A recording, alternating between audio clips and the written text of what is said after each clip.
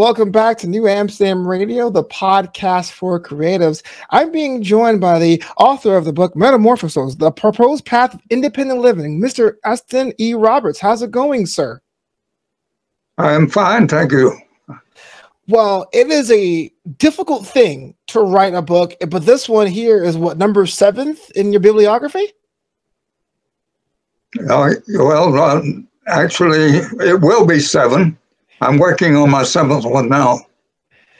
That's so great. So tell me about it. What makes this book here so special? What made you decide to write this one? Well, the first thing I guess I would say is it's a new approach to the common trope called metaphor. Mm-hmm. I'm applying metaphor not just to literature, but to quantum mechanics and to the fact that everything that we know or see or even say is a metaphor. It's based on my knowledge of the way the brain works. The brain records a cell and of any object, and it exists by itself until the comparison business takes hold, and the brain finds another cell with the same sort of concept, and it blends the two. It's the notion of everything being based on comparison. A typical metaphor says, well, the road was a ribbon of moonlight is a well-known metaphor. And it says the road is a ribbon, and it's a ribbon of moonlight. So that we're taking what is a ribbon and comparing it to a road. And all our thinking is based on that, and that each brain cell searching for something to combine with finds another brain cell that contains similar information. And so those two join together, and then the mental process of thinking identifies what they have in common. And they say such thing as the road was a ribbon because it looked like a ribbon, and that ribbon was made out of moonlight instead of out of gravel. So the comparison is everything that exists in our brain, according to me anyway, is looking for something that it has in common with. Sure. So when I talk about metaphor, I'm saying that everything is a metaphor because it wouldn't exist in our brain if it hadn't found something to compare itself with. So the comparison's at the root of metaphor. Right. But I'm confusing you. No, not at all. I guess my follow-up question is, what was the moment when you decided, oh, wait, this is something that needs to be shared? I mean, you can have that realization to yourself, kept it to yourself and your family. Why did you decide to make it a book? Because my book sets out to change the way people function, the way people act, the way they behave. Its major premise is that you can be responsible for your comparisons or your metaphors. You can choose to think reflexively, or you can choose to think logically and responsibly. Mm-hmm. And I believe that we have the capacity to choose one of the 3 kinds of metaphors that I say exist. Okay. One is reflexive, and that's the first one. That's the generic metaphor. And racism, for instance, is a reflexive metaphor. Well, and I should have said all metaphor is based on survival. And survival is not just physical, but it was originally just physical. But as we evolved, as the metaphor evolved, it went to what I call holozoic metaphor. Mm-hmm. And that's a metaphor that we use to build things. Engineering is a holozoic metaphor. And then that metaphor evolved into what I call a synthetic metaphor. And that's the metaphor where the self-concept exists. And that's what my book is about, is how to be responsible for the self-concept. And to be responsible means you have to be moral. You have to be responsible. You have to think about what's good not only for you, but for other people and for the world. Synthetic metaphor is the dominant metaphor, and it's evolving just like reflexive metaphor evolved. So that my book proposes that we can get better by the conscious use of of synthetic metaphor. By choosing to reject a reflexive metaphor, because it's based on physical survival. And we can choose to reject that and go to a synthetic metaphor where we refuse to be racist, where we recognize that racism is destructive. It's only concerned with physical survival. I believe that we have to be concerned for psychological survival. And that means that we have to be the best person we can be. And we can choose to be better, and we can choose to reject evil. And so my purpose in writing the book was to promulgate my philosophy of metaphor. Mm-hmm. And that the way to change the world is to change our metaphors. We can change our metaphors if we consciously choose to.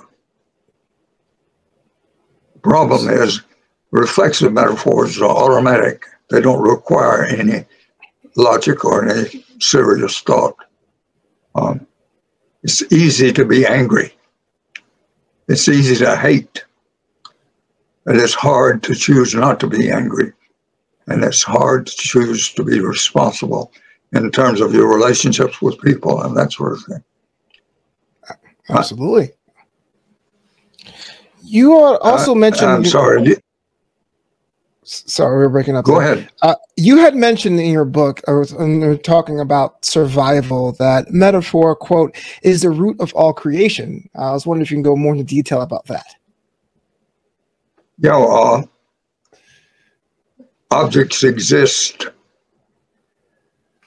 singly by themselves in the physical world, but there is an ingrained, inborn need to create.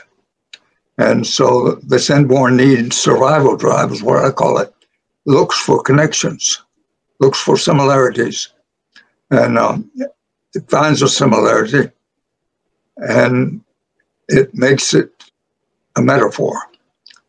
When the similarity so combined, then the object becomes to combine that thought with a similar thought. And as you continue to process the similarities that your mind finds automatically, reflexively, as soon as you start combining things, they get more and more complex. And that's when they're synthetic. So when you can actually go through the catalog of the brain and select the ideas that you want to combine so that you can develop the premise So the metaphor that is the premise can get more complex and more effective. And as you go through the process of cataloging, you eliminate those things that don't please, that are reflexive, for instance, or holozoic is primarily an engineering metaphor. But if I'm repairing a bicycle, I go through and analyze all the ingredients, all of the mechanical things, and look for the flaw. And then when I find it, then my next step is to, how can I correct it? And that process is, well, I remember when I first came up with the concept of metaphor, it was in my senior year in college. I was in the science lab reading an article called Continuous Creation by a physicist named Fred Hoyle.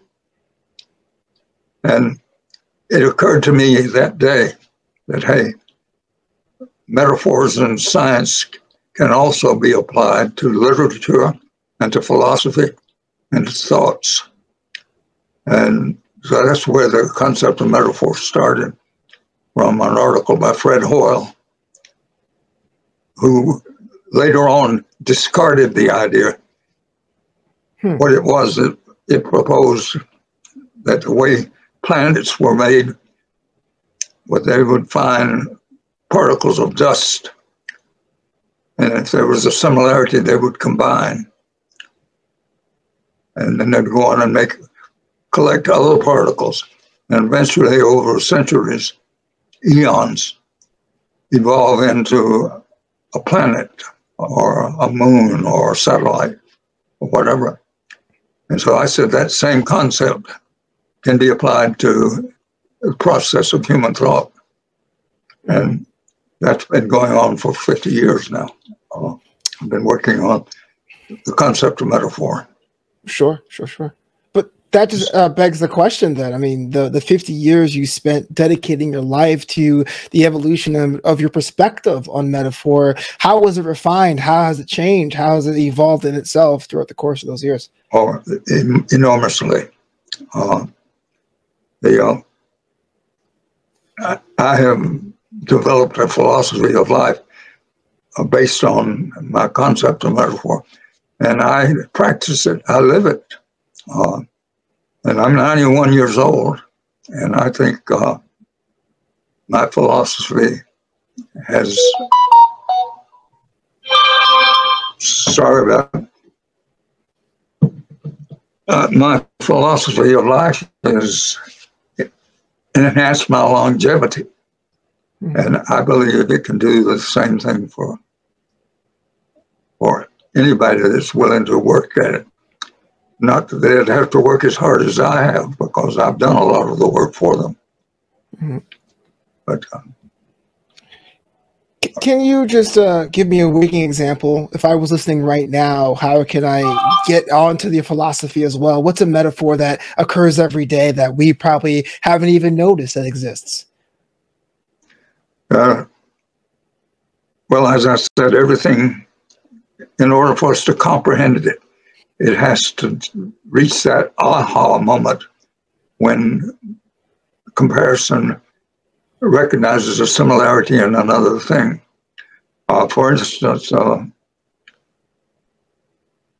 just before I came in here, I ate a handful of cashews, which I've always enjoyed.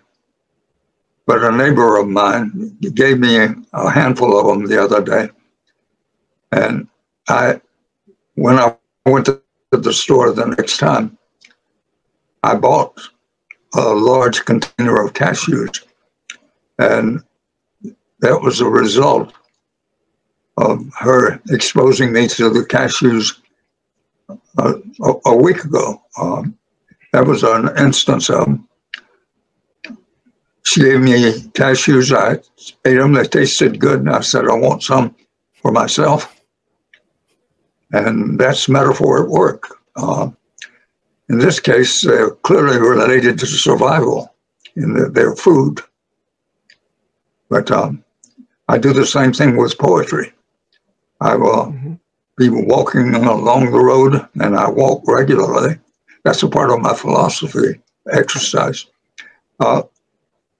I walk along the road and I think of something. I say, hey, that's interesting. Let me think about it some more. And when I went to the lady's house who gave me the cashews, I said, you got something I can write an idea down on? And she gave me a sheet of paper, and I wrote down the idea. And when I got home, I wrote a poem based on it. And that's the way metaphor works. Sure. Of course, I'm primed to write poetry. That's what I do. And so I'm getting metaphors all the time. And I recognize when they have poetic value, and I recognize when they don't. But, you know, I've been writing poetry since I was 9 years old. Wow. That is quite a while, sir. Yeah, that's considering. Yeah. But did that help at all? No, absolutely. I'm just learning more about how not say deep it goes, but how we are entwined with that philosophy. Because what really drew me to the book was the title. It's like a proposed path to independent living. I was trying to determine the jump between understanding metaphor and what that means for independent living. And so, if you can give me a little more insight on that, that'd be great. Yeah, I mentioned the self-concept being a metaphor. Earlier, the responsible metaphor is also a self-sufficient metaphor, and as we do those things and as we write those things, in my case, that enhance my ego, my self-concept. I gain strength. I become freer. I'm not locked up into tradition. I'm not locked up into religion. Religion, for instance, there's a lot of emphasis in the book on the negative effects of religion. And one of the bad things about religion is it's almost exclusively based on reflexive metaphors. In other words, going to heaven is surviving.